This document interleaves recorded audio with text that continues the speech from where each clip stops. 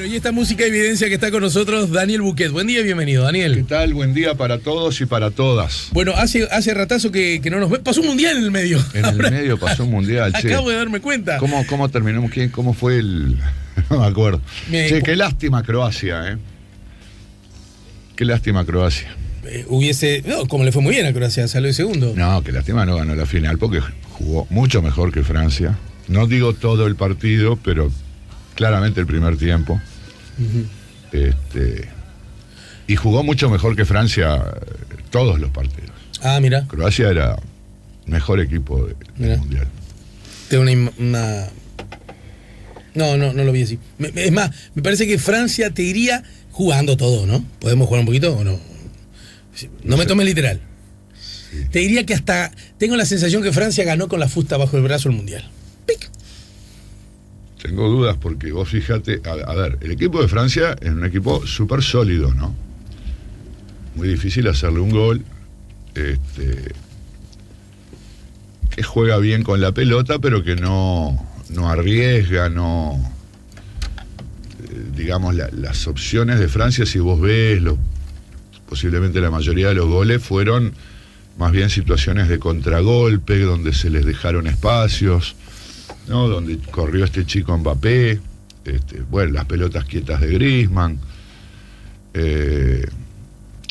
Es cierto que es un equipo muy sólido. Ahora, vos fíjate que en la final el primer gol de Francia es una casualidad, ¿no? Los dos goles de Francia el primer tiempo son como unas desgracias. Sí, de algún modo sí. De los dos mejores delanteros de Croacia, ¿no? Mandžukić, que cabecea para atrás, intenta despejar y la mete en un ángulo, y un penal de Perisic, involuntario totalmente e innecesario totalmente, porque tampoco evitó un gol con...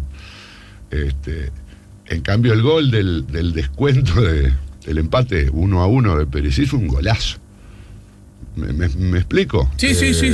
Y es cierto. Pero a ver, el fútbol no se explica solo por la calidad de los goles, ¿no? Está bien, pero el primer tiempo de la final me hizo acordar aquella vieja frase del Uruguay de los 20. Ataca Argentina, gol de Uruguay. Sí. Esto era ataca Croacia, gol de Francia. Fue así. Después pasa lo que ha pasado en otros partidos de Francia. Claro, una vez que Francia está arriba, el otro equipo no encuentra la vuelta, se empieza a subir las líneas, se empieza a cansar, y ahí sí Francia te clava. Está bien.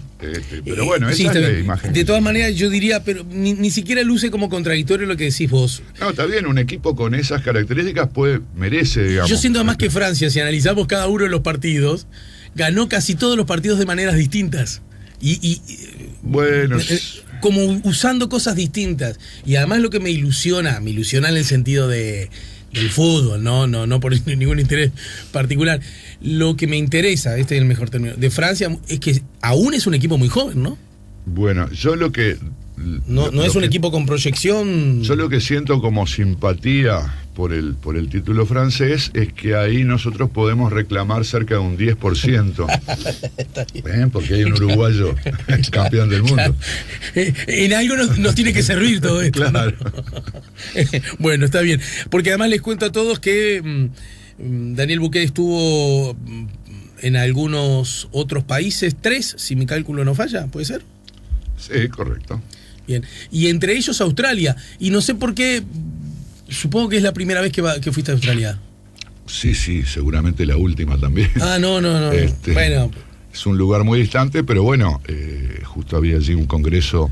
¿En Sydney? En Brisbane, congreso de la Asociación Mundial de Ciencia Política, que claro, es una asociación mundial y por lo tanto sus congresos son en los lugares más diversos del planeta, y bueno, se dio la coincidencia que esta vez era en Australia, posiblemente uno de los lugares más a los que es más difícil de acceder. Una cosa interesante porque, claro, para muchos yo tenía cierta obligación de asistir, y por suerte conseguí el financiamiento adecuado, porque es muy caro, además de muy lejos. Contá, ¿por qué tenías obligación? Porque yo integré hasta ese congreso el comité ejecutivo de la asociación. Por lo tanto, no solo en los congresos, que son cada 2 años, sino en instancias intermedias, he tenido que participar en las reuniones de ese comité ejecutivo. Son reuniones presenciales, por otra parte.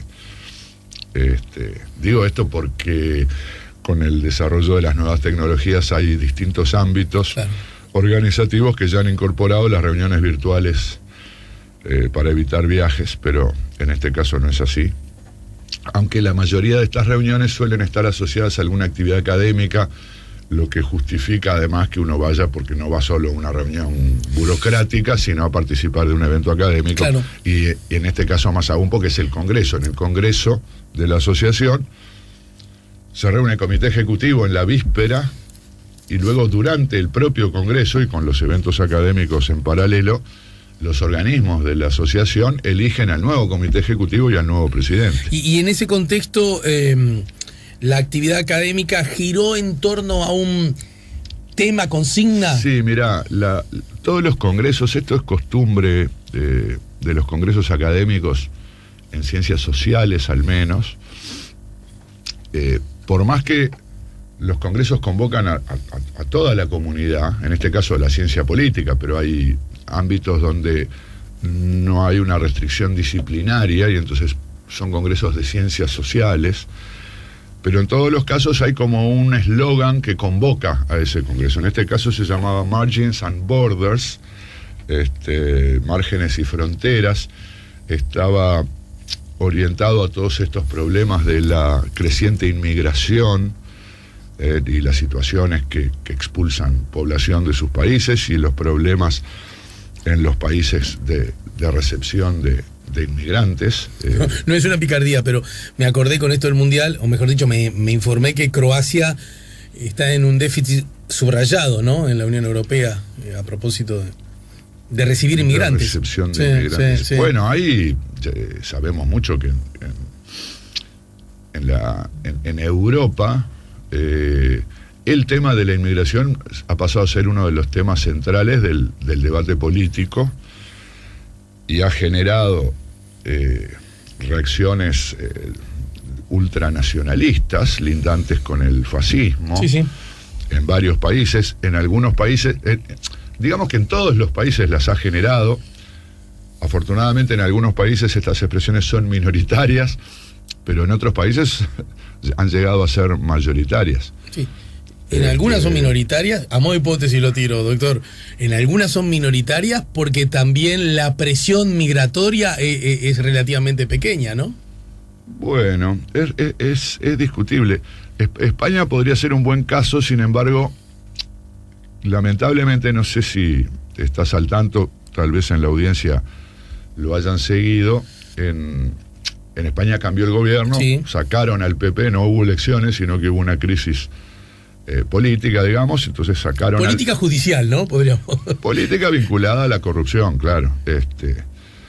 Y entonces, bueno, cayó el gobierno del PP y se formó un gobierno del Partido Socialista, y entonces el PP, el partido desplazado del gobierno, tuvo una instancia de elección de sus autoridades.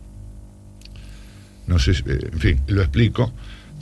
Básicamente había dos candidatos, al principio había más, pero en definitiva dos candidatos. Una candidata que vendría a representar el oficialismo de Rajoy y la vocación más social cristiana del Partido Popular, es decir, la derecha cristiana con vocación de resolver los problemas sociales. Del otro, digamos, ¿no? Desde la perspectiva cristiana, el prójimo. La democracia cristiana alemana, en fin. Y una línea más dura, liberal, económica, ¿no? Y finalmente el candidato que representaba, por un lado la renovación, un tipo joven, etcétera, por otro lado una línea más dura en términos de política económica, más liberal, que ganó, terminó haciendo un discurso antiinmigrante. Ahora, fíjate que en España hay un conflicto interno relacionado con las nacionalidades propias de España. Entonces allí digamos, no hay...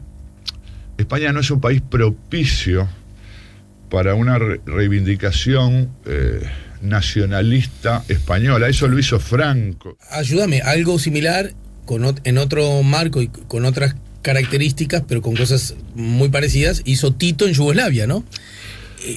Bueno, yo no tengo el concepto nación. Sí, pero yo creo que lo de, más allá de que se trató también de una dictadura y de no conocer mucho sobre esa historia, creo que la idea no fue oprimir a las diversidades, sino construir una convivencia multinacional en Yugoslavia, pero para llegar a los croatas, porque en estos países, algunos países de Europa del Este, además de otros países europeos,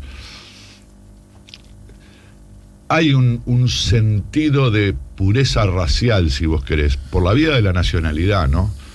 Los croatas son croatas y los serbios son serbios, y viste cómo explotó Yugoslavia, y Bosnia-Herzegovina, y Montenegro, ¿no?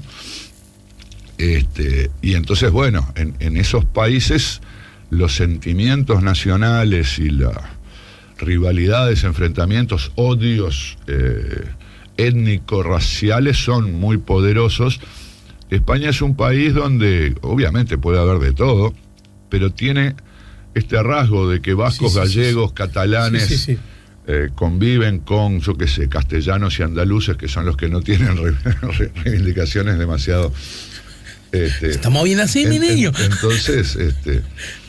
Entonces, bueno, yo creo que el nacionalismo español no permea con facilidad. Entiendo. Porque se contradice con esta diversidad interna. Es uno de los países que más recibe inmigrantes y que de hecho tuvo, y la reacción España tuvo un rebote de Italia, porque en Italia las posiciones de derecha nacionalista también triunfaron al menos en alianza con otros sectores, y entonces Italia adoptó una posición dura y dijo, no, que no vengan más estos que cruzan el Mediterráneo, acá no entran, y terminaron yendo todos para España, lo cual le incrementó el problema a España. Claro. Recibidos por el incipiente gobierno, ¿no? A propósito, ¿no? Que bueno, por ser un gobierno socialista, tiene una actitud más favorable a considerar la situación de los inmigrantes como una situación humanitaria, complicada, etcétera. Pero bueno, efectivamente crea los mismos problemas. Todo esto deriva del... es casi una bobada lo que voy a decir, ¿no? Pero todo esto deriva del avance de la globalización y de fenómenos que yo creo que muy poca gente ha logrado identificar con claridad. Digamos, siempre tengo la percepción de que entre derechas e izquierdas había una visión como dominante en las derechas pro globalización. Bueno, se viene la globalización, el mundo es cada vez más integrado, hay que terminar con las fronteras, el libre comercio. Hay eso, la incidencia del libre comercio. Pero no solo el libre comercio, ¿no? Esa cosa de... acá muchas veces, no sé, desde los partidos tradicionales se dice, bueno, esta izquierda anquilosada que hace cosas que en el mundo no pasan más, ¿no? Esta expresión de esto en el mundo no pasa más, es como decir, a ver, nosotros tenemos que estar a rueda con los cambios del mundo, que es un mundo más conectado. De hecho, los reflejos proteccionistas en general, por lo menos en estas latitudes, la verdad, no puedo hablar acerca de cómo se vive en otros lados, en general se los tienden a endilgar más a las posiciones más de izquierda, ¿no es cierto? Claro, bueno. Las izquierdas, así como las derechas eran... todo hasta Trump, ¿no? No, bueno, pero es que esto viene a cuento por eso, porque Trump y la inmigración no son dos temas distintos. Así como las derechas fueron, o yo las percibo, como ingenuamente pro globalización, ¿no? Y esto es bárbaro lo que está pasando y el mundo va a andar cada vez mejor. Sí. Las izquierdas eran primitivamente anti-globalización. No, el imperialismo, los capitales transnacionales, etcétera, vienen a apoderarse de nuestras riquezas. Y lo que ocurrió, si uno lee trabajos de gente que se ocupa de economía política global, si vos querés, trabajos recientes, obviamente, tampoco es que uno pudiera estar al tanto de qué estaba pasando en el mundo. En realidad uno lo que observa lo que se puede verificar en la evolución del ingreso de las personas es que en el mundo hubo un proceso muy desigual de crecimiento de ingresos.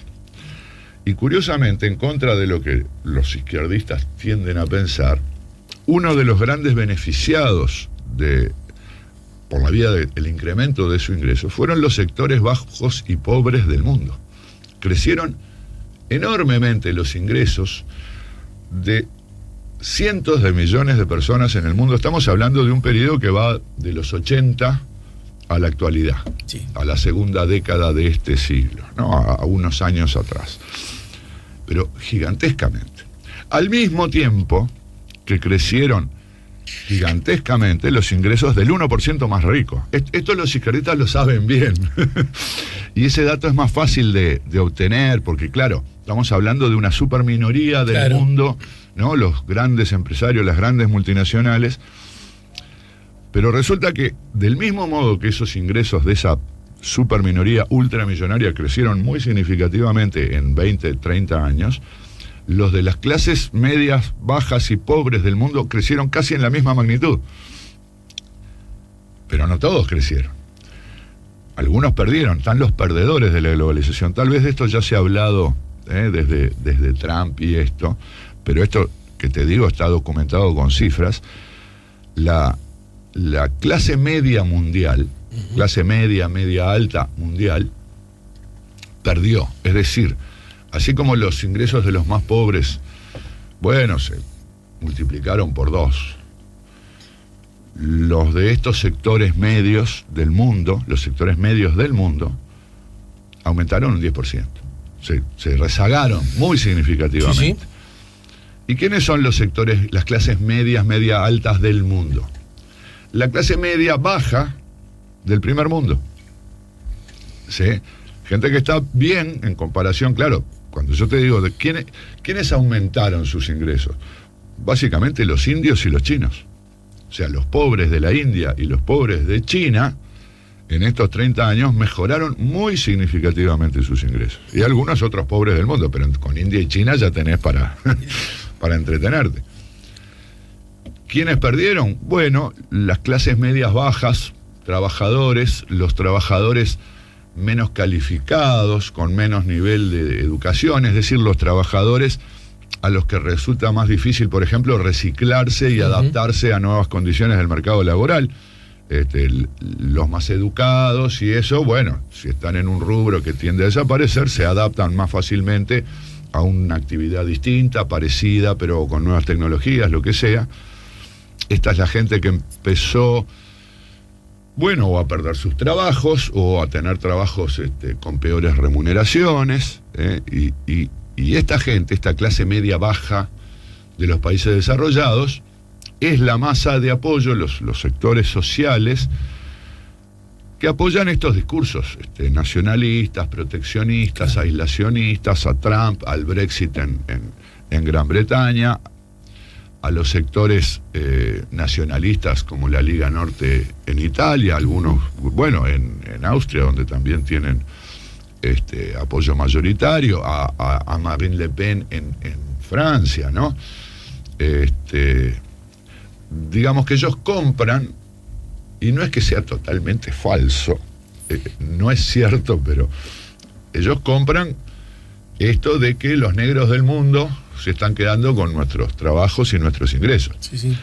Ya sea porque vienen acá y se quedan con nuestros trabajos, que tal vez es lo que la gente perciba, y no es cierto además, ¿no? Porque justamente en el caso de los inmigrantes, efectivamente van a países desarrollados y consiguen trabajo, lo que han hecho es normalmente hacer trabajos que los propios nacionales estaban dejando de hacer. ¿Viste? Y han contribuido al crecimiento económico de esos países muy significativamente, pero lo que sí es cierto, o sea, esta sería la parte de verdad del asunto, es que los negros del mundo, perdonen la expresión, ¿no? Pero en Asia, sobre todo en Asia, pero en México, en el caso de Trump, se quedan con sus trabajos porque las multinacionales se van a instalar allá.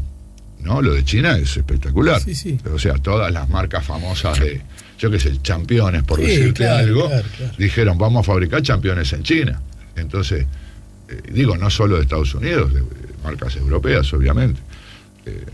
Bueno, marcas de automóviles, o no la marca, pero sí la empresa Sí, sí, sí. que usa otra marca y hace autitos más baratitos. Y bueno, en lugar de No, crear... y pagan menos salarios, ¿no? Pero por supuesto. Y esa gente tiene derechos muy frágiles. Este proceso llamado deslocalización, es obvio, las empresas hacen lo que hacen, lo hacen para beneficiarse, no lo hicieron para beneficiar a los chinos. Claro, pobre gente, mirá dijeron, qué mal pobre está gente, viviendo. vamos a darle laburo. Claro, Dijeron, claro. bueno, si vos me dejás instalarme allí y me das ciertas condiciones para invertir y para ser cierta certeza sobre que yo, no, porque viste, con los comunistas la cosa no es sencilla, bueno, a mí me sirve. Para los chinos, aún con magros salarios, aún con los chinos, los negros, como decís vos, ¿no? Aún con magros salarios, aún con condiciones laborables frágiles en cuanto a respaldo de sus derechos y la mano en coche, para esa gente termina siendo igual una buena noticia, porque no tenían nada. Es que efectivamente mejoraron gigantescas masas de seres humanos, mejoraron muy significativamente sus condiciones de vida, porque no solo los ingresos, también son las condiciones de trabajo. Es cierto, la legislación laboral en China debe ser relativamente unos pocos artículos débil, pero seguramente han ido, porque incluso hasta los propios, en el primer mundo, justamente no los perdedores de la globalización que se han vuelto reaccionarios y ultranacionalistas, sino los sectores progres del primer mundo, han ido a denunciar a las multinacionales, no a la Trump, no porque se van y no invierten en Estados Unidos, sino porque se van y sobreexplotan trabajadores. Bueno, lo de los niños que fabricaban Championes, no sé. Hoy las pelotas de fútbol. Bueno, esas cosas se han ido corrigiendo, tal vez gracias a estas denuncias, a estos procesos, o sea que tenemos no sé, cientos de millones de personas, tal vez, bueno, más de 1.000 seguramente, millones de personas que mejoran sus ingresos y tal vez también, en parte, condiciones laborales. Horarios de trabajo. Los niños, bueno, por el lado también de que los niños no deberían trabajar, sino que deberían ir a la escuela. Los adultos porque deberían tener tiempos de ocio, jornadas, en fin, acotadas, que los lleva, por otra parte, a consumir. El ocio es muy importante porque el trabajador superexplotado es un trabajador que básicamente consume, en términos de Marx, sería la reproducción de su propia fuerza de trabajo. O sea, las horas de sueño más los alimentos, las energías que le permitan volver a trabajar al día siguiente. Esa era la visión que tenían, obviamente, el siglo XIX, el capitalismo que estaba... Ese capitalismo del siglo XIX que Marx vio en Europa era el capitalismo del siglo XX o fines del siglo XX en el sudeste asiático. Los obreros vendían su fuerza de trabajo al precio de su reproducción. Una vez que los obreros logran mejorar sus condiciones de trabajo por las razones que sea, se vuelven consumidores por encima de sus necesidades básicas, ¿no? Empiezan a consumir otro tipo de artículos tecnológicos, yo qué sé. Entonces, bueno, sí, todo ese fenómeno ocurrido, de alimentos. Todo ese fenómeno ocurrido, la distribución de la riqueza en el mundo es muy desigual. Se insiste mucho en el incremento de la desigualdad, pensando en ese 1% de supermillonarios que tanto se han beneficiado en las últimas décadas. Pero yo creo que un dato al menos igualmente importante para el mundo es decir, en el mundo bajó muy significativamente la pobreza en los últimos 30 años, y eso fue por la globalización, no fue porque el avance del socialismo. Creo que arriba de la mesa, mirá para dónde arrancamos, ¿no? me gusta mucho, Daniel. Creo que arriba de la mesa, creo que está genuinamente la pregunta, y es, bien, admitamos que unos muy poquitos han concentrado muchísimo, probablemente mucho más que nunca, Sí, sí. ¿no? Mirá que no es el 1%, es decir, el 1% creció mucho, pero las mediciones que hacen estos académicos es del 0,1% más rico, que son los que más se benefician. Igual, ojo, porque este sector... Pero déjame formular la pregunta, a ver si hay una, de la perspectiva académica, que creo que haría falta encontrar como pistas para encontrar respuestas. Y tiene que ver, eso es cierto. Del mismo modo, es igualmente cierto que nunca, como ahora, cuando digo ahora me refiero a los últimos 30 años a los que aludías vos, inmensísimas cantidades de seres humanos salieron de la pobreza y viven, hay que decirlo con claridad, mejor que nunca. Sin duda. ¿Estamos de acuerdo? Ahora, están unos que dicen, ¡jaja! ¿Viste que esto está muy bueno, que provoca que tantos salgan de la pobreza? Y están los otros que dicen, bueno, están algunos que ni siquiera reconocen que hay personas que salieron de la pobreza, ¿no? Y que tienen la utopía regresiva pensando que todo lo de atrás Yo creo que sí, fue que... mejor. Pero, y hay otros que se preguntan, pero que tan poquitos tengan tantísimo y hayan acumulado tantísimo más, ¿debe ahí encontrarse la razón por que estos hayan salido de la pobreza?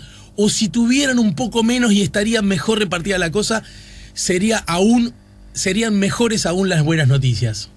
Está bien, pero esos son valoraciones de tipo moral, ¿no? El pensamiento de izquierda es un pensamiento igualitarista, ¿no? Es un pensamiento que tiene, digamos, como principio la justicia social, la equidad. Entonces, bueno, la inequidad, las grandes diferencias es algo que para la izquierda es negativo. Justamente las derechas liberales, ¿no? En particular, creen lo contrario, creen que las inequidades son las que generan los grandes estímulos para el desarrollo. No digo que crean que está bueno que haya inequidad, pero no, entendido.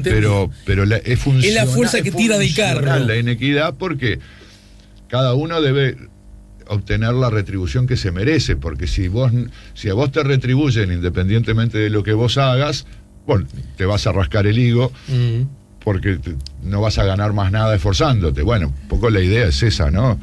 Que tiene componentes, no solo es el liberalismo económico, sino hasta componentes religiosos significativos, ¿no?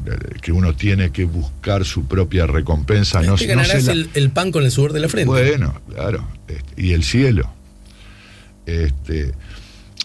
Entonces, el problema acá es cómo funcionan los fenómenos, porque está bien, uno podría decir, bueno, a ver, pero ¿por qué es necesario que para que mejoren tan significativamente sectores tan grandes de pobres que han salido de la pobreza, es necesario que haya un grupo tan pequeño que se quede con un pedazo tan gigantesco, claro, de la torta? Te puede resultar chocante. Entonces vamos a sacarle... Ese es un argumento discutible, claro, ¿no? Vos decís, vamos a sacarle a este sector eso y dárselo a estos otros justamente que son los que están votando a los nacionalistas, sí, que sí, son los que no están... Para que no se enojen quedando a tiro de los avances de la globalización. Claro, en el mundo capitalista globalizado no podés hacer eso, porque en buena medida el incentivo que ha llevado a este proceso es los estímulos para la inversión de los tipos que tienen la plata. Te iba a decir que de todos modos, esto habría que refrescarlo, ¿no? Fíjate que hay un autor en particular que es en el que me estoy basando, que se llama Branko Milanovic, exjugador de la selección croata. No, es un académico, historiador económico, en fin. Hay un libro del año 2016 que es estupendo, donde explica estos procesos y relaciona los procesos económicos con los procesos políticos globales. que muestra, pero muy fragmentariamente, porque él, claro, sus datos terminan antes del 2016, 2012, 2013, pero muestra una cosa interesante que se produjo luego de 2008, que fue la gran crisis financiera global. Mira que los croatas, es serbio, ¿eh? Es serbio, perdón, sí. Sí, perdón. Esperemos que no llegue a sus oídos. Bueno, el técnico de Croacia no es de Serbia. Me parece que sí, ¿eh? O sea que hasta allí creo que han cambiado algunas cositas también. Ciertas relaciones fluidas. Sí. El fútbol es otra cosa, compañero. No, lo que este autor observa, aunque en un periodo ya muy breve de tiempo, es lo que te decía, que el proceso de concentración de riqueza en los más ricos se frenó luego de la crisis global financiera de 2008 por razones obvias, porque, claro. Porque esa crisis afectó a muchos muy poderosos que perdieron mucha plata en muy poco tiempo. O sea, te quiero decir que no es ineluctable, claro, que el proceso lleve a una cada vez mayor concentración de la riqueza en un grupo más pequeño, pero yo diría otra cosa, ¿no? Estamos casi en el final. Seguro, yo diría otra cosa, más allá del sesgo ideológico, acá hay cuestiones morales y hay cuestiones científicas, procesos históricos. Yo creo que algo que todo el mundo debería haber aprendido es que la sociedad no mejora con voluntarismo. O sea, la consigna de el mundo tiene que ser así y voy a juntar muchos militantes para que el mundo sea así, aún en contra de la naturaleza humana, de los incentivos materiales, bueno, fracasa. Podrá tener de repente algún periodo de gloria, porque bueno, la gente con su entusiasmo y su convicción puede hacer cosas. Yo no digo que no puedas hacer nada, sí. Pero esto no es sustentable en el largo plazo. En el largo plazo funcionan algunos sistemas de estímulos que van variando con el tiempo, porque el capitalismo de hoy no es el capitalismo del siglo XX y el del XX no es el del XIX. Y bueno, y la lección la aprendieron los países socialistas, los que colapsaron, o cuyos gobiernos colapsaron, lograron que las cosas funcionen, introduciendo economía de mercado como incentivos para sus procesos económicos. Cuba ha hecho un reciente cambio de mando y está en un proceso de reforma constitucional para incorporar la propiedad privada a la Constitución. Y para mi sorpresa, no sé si para sorpresa de muchos, el señor Maduro, leí el titular, ayer creo que lo leí, parece que se ha dado cuenta que su modelo económico fracasó. Te despido.